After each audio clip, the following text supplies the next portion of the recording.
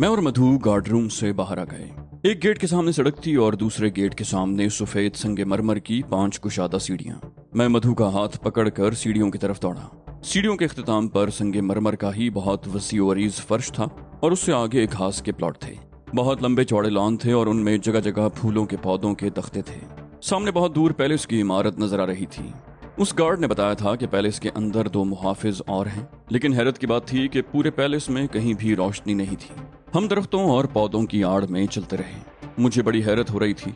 वो लोग भी थे जो एक कमरे की खोली में गुजारा करते थे और ऐसे लोग भी थे जिनके घर बिला मुबालगा मीलों रकबे पर फैले हुए थे और उन्हें ये भी छोटे ही लगते होंगे। एक बहुत बड़े हौज के करीब हम रुक गए। हौज पानी से भरा हुआ था और ऐन वस्त में बहुत बड़ा फव्वारा भी लगा हुआ था। मैं हौज से जरा आगे एक पौधे की आड़ में रुक गया। पैलेस की इमारत यहाँ से ज्यादा दूर नहीं थी। मैं कुछ देर तारीकी में घूरता रहा, फिर मधु को इशारा करता हुआ आगे चलने लगा। रात का अंधेरा था और हमने कपड़े भी गहरे रंग के पहन रखे थे और हम पौधों की आड़ लेते हुए बढ़ रहे थे। लॉन के किनारे पर पहुंचकर हम चंद लम्हों को रुके। मैंने मोहतात निगाहों से इधर उधर देखा और फिर आगे संगमरमर के फर्श पर तेज तेज कदम उठाते हुए पहले बरामदे में दाखिल हो गए। बहुत लंबा चौड़ा बरामदा था। फर्श संगमरमर का था और लातादाद सतूनों पर भी संगमरमर के टुकड़े लगे हुए थे। छत बहुत ऊंची थी। हम सतूनों की आड़ लेते हुए आगे बढ़ते रहे और आखिरकार एक कुशादा राहदारी में दाखिल हो गए। राहदारी के इख्तिताम पर एक बहुत बड़ा हॉल था। वहाँ बहुत मध्यम सी रोशनी नजर आ रही थी। मैं दीवार के साथ चिपक कर हॉल की तरफ बढ़ता रहा। मेरे एक हाथ में करकॉफ राइफल थी। मेरे पीछे मधु थी, उसने भी पिस्तौल संभाल रखा था। राहदारी के इख्तिताम पर पहुंचकर मैं रुक गया और हॉल की तरफ देखने लगा। फर्श पर वॉल टू वॉल दबीज कालीन बिछे हुए थे। बहुत शानदार फर्नीचर सलीके से आरास्ता था। छत पर कई फानूस लटके हुए थे। दीवारों पर बड़ी बड़ी तस्वीर आवेजा थीं, लेकिन रोशनी बहुत मध्यम होने की वजह से कोई चीज वाज़े तौर पर नजर नहीं आ रही थी। मैं इधर उधर देख रहा था, लेकिन उस रोशनी का मंबा मुझे कहीं भी दिखाई न दिया।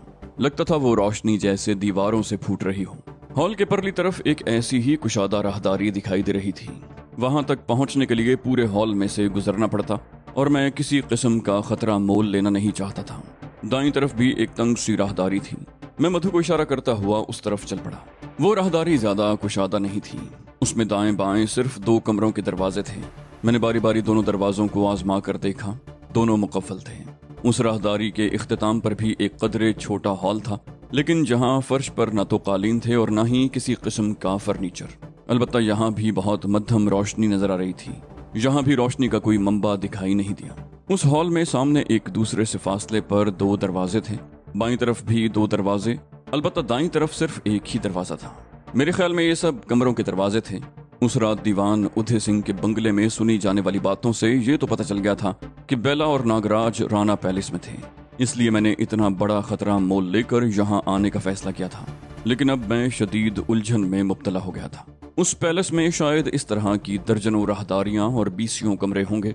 अगर मैं उन्हें तलाश करने के लिए एक एक कमरे में झांकने लगता तो शायद सुबह हो जाती और मैं पूरे कमरे न देख पाता।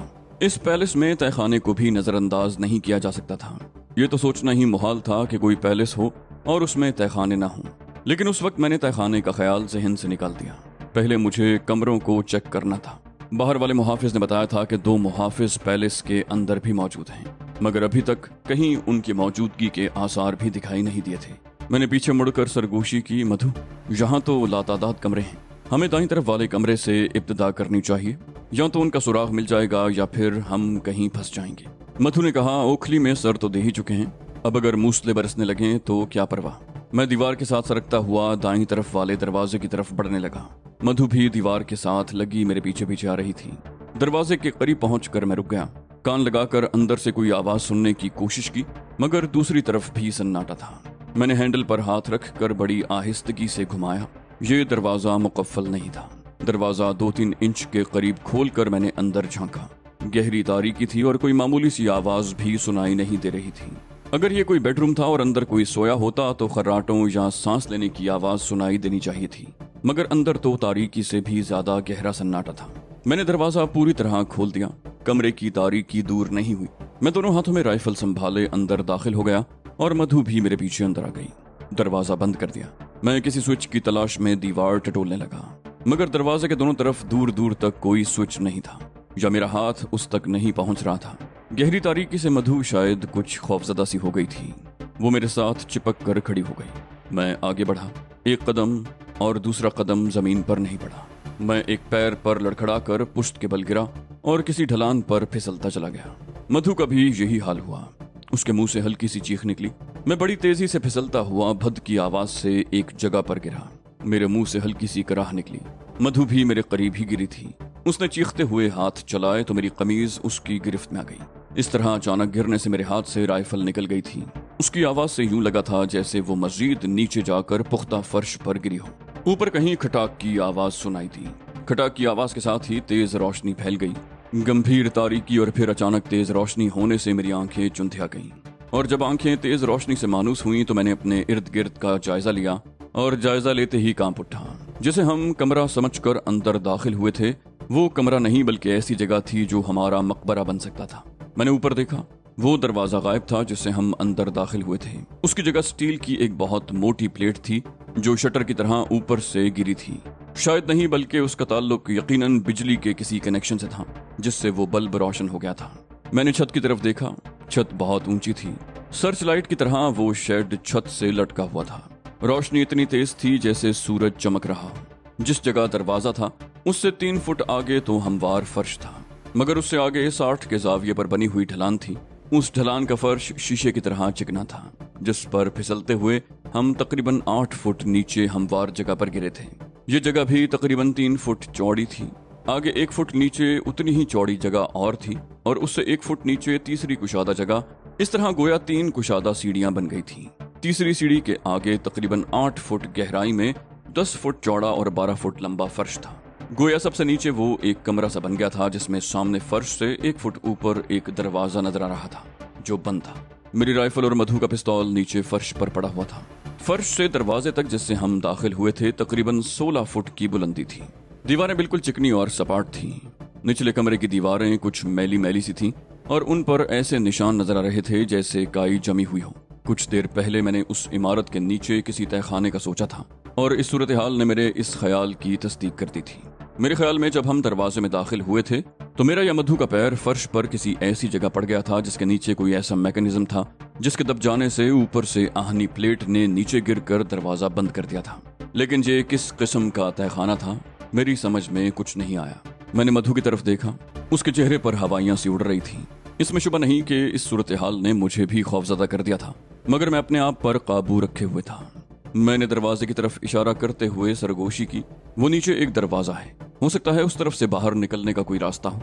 आओ यहाँ बैठे रहने से बेहतर है कोई कोशिश की जाए। मैं उठकर खड़ा हुआ तो मुंह से बेइख्तियार कराह निकली। ढलान से फिसलते हुए नीचे गिरने से कूल्हे पर चोट लगी थी। मधु की भी कुछ ऐसी ही हालत थी। हम नीचे तीसरी सीढ़ी पर आ गए। फर्श तकरीबन 5 फुट नीचे था। पहले मैंने मधु का हाथ पकड़कर नीचे लटका दिया और फिर खुद भी लटक कर नीचे आ गया। सबसे पहले मैंने कैराकॉफ राइफल और पिस्तौल उठाया। पिस्तौल मैंने मधु की तरफ बढ़ा दिया जो एक हाथ से अपना कूल्हा सहला रही थी। अजीब सी सेलन का एहसास हो रहा था। मैंने ज्यादा तवज्जो नहीं दी थी। शायद ये जगह अरसे से बंद पड़ी थी। जमीन की सतह से कई फुट नीचे होने की वजह से सेलन पैदा हो गई थी। मैं तेज तेज कदम उठाता हुआ उस दरवाजे के करीब पहुंच गया। ये लकड़ी का 2 पट वाला दरवाजा था जिसके ऊपर जंजीर वाला कुंडा लगा हुआ था। ऐसे दरवाजे अब आम तौर पर सिर्फ गांव देहातों के घरों में नजर आते हैं। मैंने हाथ ऊपर उठाकर जंजीर वाला कुंडा गिरा दिया और दरवाजा खोल दिया और उसके साथ ही मेरा दिल उछल कर हलक में आ गया।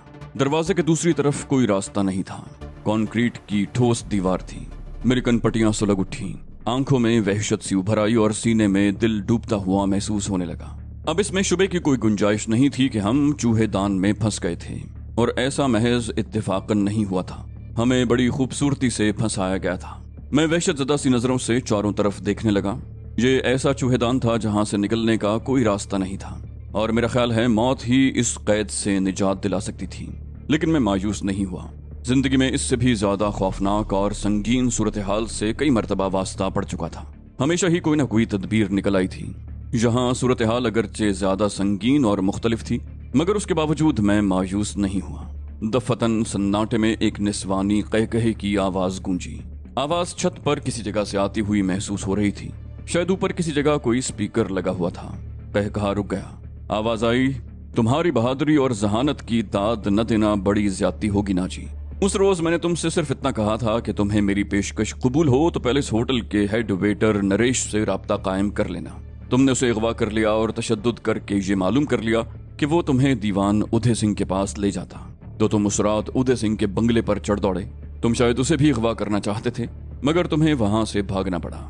लेकिन मेरे लिए हैरत की बात है कि तुम्हें ये कैसे पता चल गया कि मैं राना पैलेस में मौजूद हूँ। ये आवाज बेला की थी। मैंने अपनी कैफियत पर काबू पाते हुए कहा, तुम और नागराज पाताल में भी छुप जाओ तो मेरी निगाहों से पोशीदा नहीं रह सकोगे। नागराज का वक्त पूरा हो चुका है, तुम लोग बच नहीं सकोगे। बेला ने कहा, इस वक्त तुम मौत के कुएं में हो, जिससे जिंदा बाहर आना मुमकिन ही नहीं। लेकिन तुम बातें वाकई बहादुरों जैसी करते हो, इसलिए मुझे अच्छे लगते हो। मुझे तुम जैसे बहादुर और हौसलामंद लोग पसंद हैं। और हाँ, तुमने ये नहीं पूछा कि मुझे यहाँ तुम्हारी मौजूदगी का इल्म कैसे हुआ। मैंने कहा, उस दरवाजे में दाखिल होकर शायद हमसे कोई गलती हुई थी। बेला ने कहा, नहीं, तुमसे कोई गलती नहीं हुई। मौत के इस कुएं में न सही, तुम पैलेस के किसी और हिस्से में किसी और जाल में फंस जाते। जब तुमने बाहर गेट पर मुहाफिज को काबू में किया था तो वो सारी कार्रवाई मैं देख रही थी। गेट पर खुफिया कैमरे लगे हुए हैं। गेट में दाखिल होने के बाद तुम दोनों एक लम्हा भी मेरी नजरों से ओझल नहीं हुए।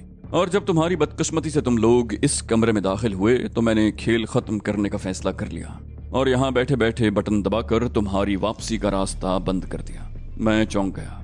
फिर बेला की आवाज आई, और इस वक्त भी तुम दोनों मेरी नजरों में हो। ये पिस्तौल और कैराकॉफ अब तुम्हारे किसी काम की नहीं, सिवाय इसके कि तुम इसे आत्महत्या के लिए इस्तेमाल कर सकते हो। लेकिन मैं जानती हूँ कि तुम ऐसा नहीं करोगे। तुम बुज़दिल नहीं हो, तुम आखिरी सांस तक मुकाबला करोगे। मैंने कहा, यह तुमने ठीक कहा कि मैं आखिरी सांस तक मुकाबला करूंगा और जीत आखिरकार मेरी ही होगी। ये कहकर मैं इधर उधर देखने लगा।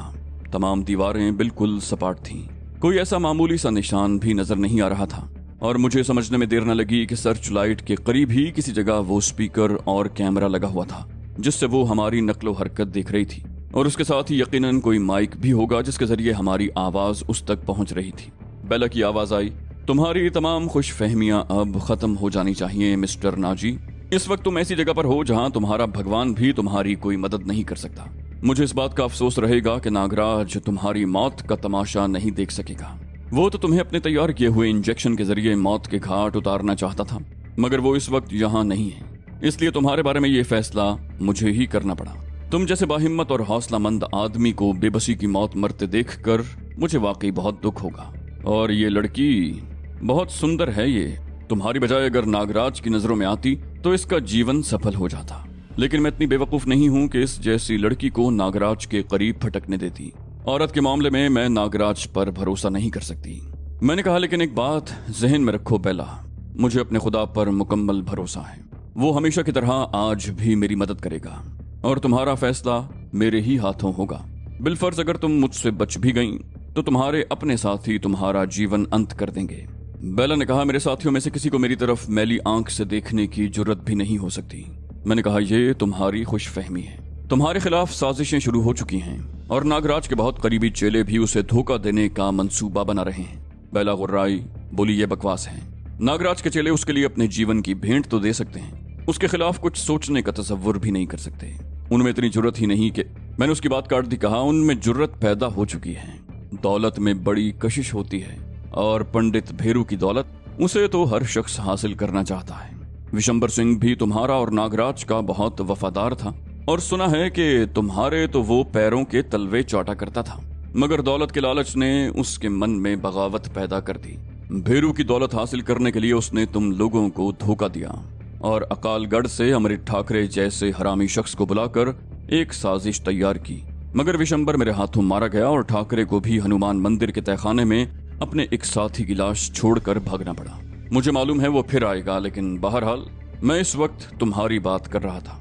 मैं चंद लम्हों के लिए खामोश हुआ, फिर कहा, तुम्हारे खिलाफ इस वक्त जो साजिश हो रही है वो उससे भी ज्यादा खौफनाक है और उस साजिश के पीछे दीवान उदय सिंह का जहन काम कर रहा है। बेला चीखी, बकते हो तुम, दीवान ऐसा नहीं कर सकता। मैंने कहा, चीखने से खतरा टल नहीं जाएगा। दीवान उदय सिंह ने जो मंसूबा बनाया है वो बहुत खौफनाक है और इस मकसद के लिए उसने भी ठाकरे की खिदमात हासिल कर ली हैं। एक तरफ वो ठाकरे के जरिए भेरू की दौलत हासिल करना चाहता है और दूसरी तरफ तुम्हें नागराज की नजरों से गिराना चाहता है ताकि अपनी पसंद की लड़की को नागराज की सेवा में पेश करके अपने दीगर मकासद हासिल कर सके। बेला एक बार फिर चीखी, बकते हो तुम। हमारे खिलाफ साजिश दीवान नहीं तुम कर रहे हो। तुम हमें आपस में लड़ाना चाहते हो। मैं जानती हूँ तुम बहुत चालाक हो, मगर अपने मकसद में कामयाब नहीं हो सकते। मैंने कहा, रजनी तुमसे ज्यादा जवान और तुमसे ज्यादा सुंदर है, और वो चंद रोज नागराज के पास रह भी चुकी है। बेला की चीखती हुई आवाज आई, क्या तुम झूठ बोलते हो? रजनी या दीवान ऐसा नहीं कर सकते। मैंने कहा, दिल की तसल्ली के लिए ऐसा सोच सकती हो, लेकिन तुम्हारे खिलाफ साजिश तैयार हो चुकी है और मेरे हिसाब से कल या परसों उस पर अमल शुरू हो जाना चाहिए। रजनी जहां पहुंच जाएगी वो नागराज को अपनी जवानी और सुंदरता के जाल में जकड़ लेगी और तुम टापती रह जाओगी। बेला की आवाज आई, मैं ऐसा नहीं होने दूंगी। नागराज यहाँ नहीं है, मेरे सिवा कोई नहीं जानता कि वो कहाँ है। रजनी अपने घिनौने मकासद में कभी कामयाब नहीं हो सकेगी। मैंने कहा, कैसे रोकोगी तुम उसे? तुम अकेली हो और रजनी के साथ दीवान उदय सिंह जैसे लोग हैं। जवाब में बेला खामोश रही। मैं उसके जवाब का इंतजार करता रहा, लेकिन खामोशी तवील होती चली गई। उसने माइक बंद कर दिया था। दफतन हल्की सरसराहट की आवाज सुनकर मैं चौंक उठा। आवाज ऐसी थी जैसे किसी जगह से पानी बह रहा हो, और फिर मधु की चीख सुनकर मैं उछल पड़ा। मैंने उसकी तरफ देखा और मुझे सीने में सांस रुकता हुआ महसूस होने लगा। कमरे के दाएं कोने में फर्श की सतह के बराबर तकरीबन 8 इंच गोलाई के एक सुराख से पानी कमरे में आ रहा था। पहले ये सुराख नहीं था, और फिर चंद सेकंड के बाद ही दूसरे कोने से भी ऐसी ही आवाजें सुनाई देने लगी। वहां भी ऐसा ही एक सुराख बन गया था और पानी बहने लगा था। फिर देखते ही देखते बाकी 2 कोनों में भी ऐसे सुराख नमूदार हुए और उनसे बहता हुआ पानी कमरे के फर्श पर फैलने लगा। 8-8 इंच के 4 पाइप बड़ी तेजी से पानी उगल रहे थे, और मैं अंदाजा लगाने की कोशिश कर रहा था कि इस कमरे को भरने में कितनी देर लगेगी। महज चंद घंटे, गोया हमारी जिंदगी के चंद घंटे बाकी रह गए थे। कितनी अजियतनाक मौत होगी, मैं उसका तसव्वुर करके ही कांप उठा। मैंने मधु की तरफ देखा। उसकी आंखें खौफ से फटती जा रही थी। शायद वो समझती थी कि अगर कमरा पानी से भर गया तो मैं उसे डूबने से बचा लूंगा। चंद मिनट के अंदर अंदर ही पानी हमारी पिंडलियों तक पहुंच गया। अब ये बात मेरी समझ में आ गई कि दीवारों पर काई क्यों जमी हुई थी और यहाँ सेलन क्यों थी। ये राणा पैलेस था, एक राजपूत का महल। हो सकता है राणा शमशेर सिंह का ताल्लुक माजी के किसी शाही खानदान से हो, या वो खुद अपने इलाके का राजा हो। ऐसे महल्लात राजों महाराजों के होते हैं, और अपने दुश्मनों को मौत के घाट उतारने के लिए ऐसे महल्लात में मौत के ऐसे ऐसे जाल बिछाए गए होते हैं कि मौत भी धोखा खा जाती है। जब मैंने उस दरवाजे में कदम रखा था तो सोच भी नहीं सकता था कि मौत के कुएं में छलांग लगा रहा हूँ। ये वाकई मौत का कुआं था, जिसमें बड़ी तेजी से पानी भर रहा था। पानी घुटनों से ऊपर पहुंच चुका था। नीचे फर्श पर अब फिसलन हो रही थी। मैं मधु का हाथ पकड़कर आहिस्ता आहिस्ता चलता हुआ उस चबूतरे के करीब पहुंच गया जहां से हम नीचे उतरे थे। यहाँ सीढ़ियां 5 फुट पर थीं। मैंने मधु को सहारा देकर ऊपर चढ़ा दिया और फिर खुद भी ऊपर आ गया। हम सबसे ऊपर वाली सीढ़ी पर आ गए। अब हम फर्श से तकरीबन 8 फुट ऊपर थे, लेकिन जिस तेजी से पानी भर रहा था उससे अंदाजा लगाया जा सकता था कि ज्यादा से ज्यादा 2-3 घंटों में पानी यहाँ भी पहुंच जाएगा। मैं ऊपर वाली ढलान से टेक लगाकर बैठ गया। मधु भी मेरे साथ जुड़कर बैठी हुई थी। उसका जिस्म हौले हौले कांप रहा था और आंखों में बेपनाह खौफ था। मौत का खौफ मुझ पर भी तारी था। मौत इस पानी की सूरत में 1-1 इंच करके हमारी तरफ बढ़ रही थी, और आपको ये जानकर हैरत होगी कि मैं उस वक्त भी मायूस नहीं हुआ था। मैं एक गुनाहगार बंदा, मेरी सारी जिंदगी गुनाहों की दलदल में गुजरी थी, लेकिन बारी ताला की जात पर मेरा यकीन हमेशा से गैर मुतजलजल रहा था। मैं कभी मायूस नहीं हुआ था। जिंदगी में पहली मर्तबा एक नेक मकसद के लिए मैंने इन बुत परस्तों से जंग शुरू की थी। मासूम और बेगुनाह लोगों को जुल्म से निजात दिलाना नेकी का काम था, और मैं अकेला होने के बावजूद अब तक न सिर्फ ये जंग कामयाबी से लड़ रहा था, बल्कि मैंने इंसानियत के दुश्मनों के कदम भी उखाड़ दिए थे। और अब तकरीबन आखिरी मरहले पर मैं बुरी तरह फंस गया था, मगर खुदा की जात से ना उम्मीद नहीं हुआ। अगर ये काम मेरे हाथों अंजाम पाना था तो मुझे यकीन था कि यहाँ भी बचाव का कोई रास्ता निकल ही आएगा। पानी सबसे नीचे वाली सीढ़ी तक पहुंच गया था। पहली सीढ़ी से नीचे वो कमरा 10 फुट चौड़ा और 12 फुट लंबा था, और 2.5 घंटे के अंदर वो कमरा 5 फुट की बुलंदी तक पानी से भर गया था। इसका मतलब था कि तीसरी सीढ़ी तक पानी आने में 1 घंटे से ज्यादा नहीं लगेगा। हम उस वक्त तीसरी सीढ़ी पर खड़े थे। उससे ऊपर 8 फुट ऊंची ढलान बनी हुई थी। 60 के जाविये पर वो ढलान इस कदर चिकनी थी कि उस पर चढ़ने का सवाल ही नहीं था। पानी बड़ी तेजी से भर रहा था। दूसरी सीढ़ी भी डूब रही थी। मैंने मधु की तरफ देखा। खौफ से उसका चेहरा बिल्कुल सफेद हो गया था। उसने मुझे इस कदर मजबूती से पकड़ रखा था जैसे डर हो कि मैं उसे छोड़कर भाग जाऊंगा। मैंने कहा, मधु, मैं तुम्हें सहारा देता हूं, तुम ऊपर चली जाओ। मधु के होंठों से कपकपाती हुई आवाज निकली, और तुम? मैंने कहा तुम ऊपर पहुंच जाओ, मैं भी आ जाऊंगा। मैं ढलान की पुश्त से टेक लगाकर खड़ा हो गया, दोनों हाथों की उंगलियां आपस में फंसा ली। कहा एक पैर मेरे हाथों पर रखो और दूसरा कंधे पर, आसानी से ऊपर पहुंच जाओगी। मेरे ऊपर चढ़कर मधु आसानी से ऊपर दीवार के साथ 3 फुट चौड़े फर्श पर पहुंच सकती थी। मधु ने एक पैर मेरे हाथों पर रख दिया, मेरे कंधों पर दोनों हाथ रखकर अपने आप को ऊपर उठाना ही चाहती थी कि गड़गड़ाहट की आवाज सुनकर रुक गई। मैं चौंक गया, बाईं तरफ देखा तो उस तरफ की दीवार का तकरीबन 8 फुट हिस्सा गड़गड़ाहट की हल्की सी आवाज के साथ शटर की तरह ऊपर की तरफ उठ रहा था। यह दीवार सबसे ऊपर वाली सीढ़ी के बराबर से ऊपर को उठना शुरू हुई थी। मुझे ज्यादा हैरत नहीं हुई, यहाँ मैं इतना कुछ देख चुका था कि अब किसी बात पर हैरत की गुंजाइश ही नहीं रही थी।